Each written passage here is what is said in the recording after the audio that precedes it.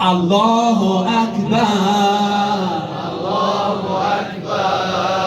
بسوزد از کینه سپاه شیطان، بسوزد از کینه سپاه شیطان، که آفتی نمیرسد به قرآن. الله اکبر، الله اکبر، الله اکبر. ماشاءالله، بلند بلند.